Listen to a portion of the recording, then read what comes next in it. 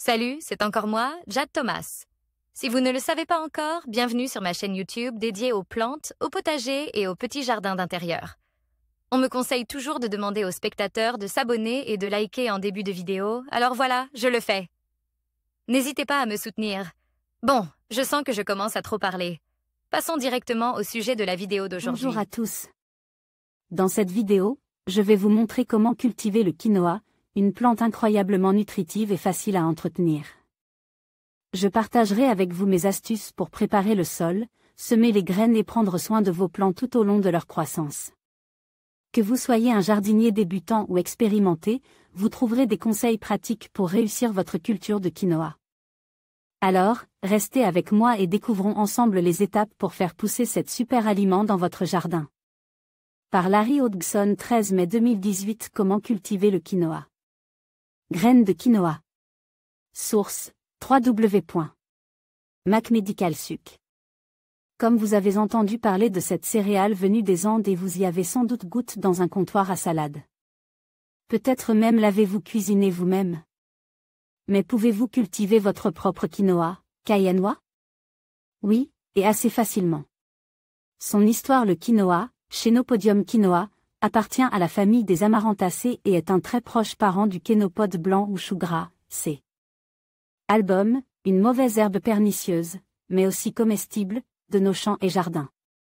D'ailleurs, les deux sont tellement apparentes qu'ils peuvent s'entrecroiser si on les cultive à proximité l'un de l'autre. Ces feuilles au goût acidule se mangent quand elles sont jeunes et on peut aussi en consommer les fleurs, mais ce sont essentiellement les graines qui intéresseront le jardinier moyen ainsi que le cuisinier. Riche en hydrates de carbone, en protéines, en vitamines et en plusieurs minéraux, mais sans gluten et pauvre en lipides, le quinoa est un aliment santé.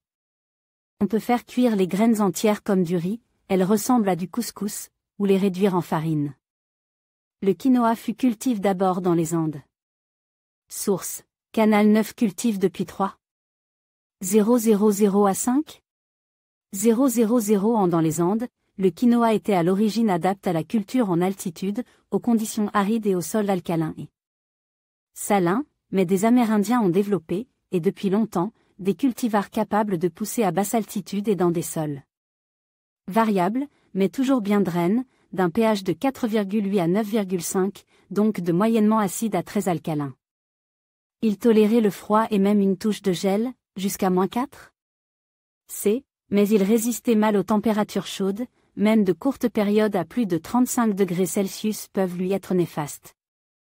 Normalement, il lui faut une longue saison de culture, mais il existe maintenant plusieurs variétés adaptées au climat à saison courte, 90 à 100 jours. Il pousse mieux dans les climats où le début de la saison est relativement humide, où la fin de la saison est plutôt sèche, et surtout, pas pluvieuse. Un automne pluvieux peut anéantir la récolte. Comment le cultiver quinoa au potager? Source, www.gethistoire. Comme semer le quinoa tôt dans la saison, quand l'air est relativement chaud le jour, mais que le sol est encore frais, car il germe mieux à la fraîcheur.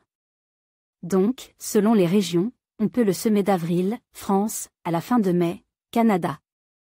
Pour une avance sur la saison, on peut aussi le semer à l'intérieur 3 ou 4 semaines avant le repiquage. Il lui faut le plein soleil et un sol bien draine. Dans les sols glaiseux, le quinoa se cultive mieux en poquet ou sur une planche surélevée pour assurer un drainage adéquat. Le sol n'a pas besoin d'être très riche. Bien au contraire, on le cultive avec le plus de succès dans les sols marginaux. Semez à 10 cm d'espacement, puis éclaircissez à 20 à 30 cm dans tous les sens, culture intensive, ou en sillons séparés de 50 cm, culture en rang. Vous pouvez manger les plants éclaircis. Les graines peuvent germer en aussi peu que 3 ou 4 jours. Dès que les plants sont assez hauts pour le permettre, désherber et appliquer un paillis. Habituellement, aucun entretien spécial n'est nécessaire au cours de l'été, sauf le désherbage si vous n'avez pas paillé le sol, mais en période de sécheresse, n'hésitez pas à arroser, du moins, jusqu'au moment de la floraison. Après, mieux vaut laisser le sol s'assécher. La récolte. Le quinoa tel que cultive au Pérou, son probable pays d'origine. Source, www.peruagency. Comme le quinoa est une grande plante, certains cultivars atteignent jusqu'à 2,5 mètres de hauteur, produisant au sommet de la plante une panicule de graines très denses de différentes couleurs selon le cultivar, beige, jaune, ocre, rouge, etc. On le récolte quand les paniculés passent du vert à leur couleur finale et que les graines se détachent facilement. Traditionnellement, on les laisse complètement mûrir sur pied, mais dans les régions où il y a un risque de pluie ou de gel sévère, coupez les tiges et suspendez les paniculés à l'abri, tête en bas, pour finir. Il faut battre les paniculés avec des bâtons pour libérer les graines. Après, enlevez manuellement les déchets les plus gros. Passez ensuite les graines dans un sas, une passoire de cuisine peut servir, pour enlever encore plus de déchets.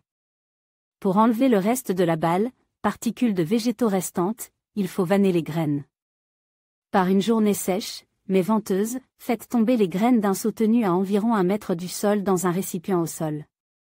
Les graines, plus lourdes, tomberont dans le récipient alors que le vent emportera la balle. Répétez plusieurs fois si nécessaire, jusqu'à ce que les graines soient propres. Le quinoa a relativement peu d'ennemis.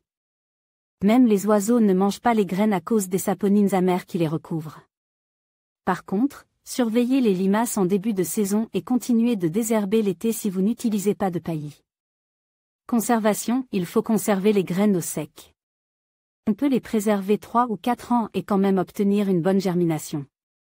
Utilisation. La cuisine n'est pas ma spécialité et je vous renvoie à d'autres sources d'informations pour obtenir des recettes.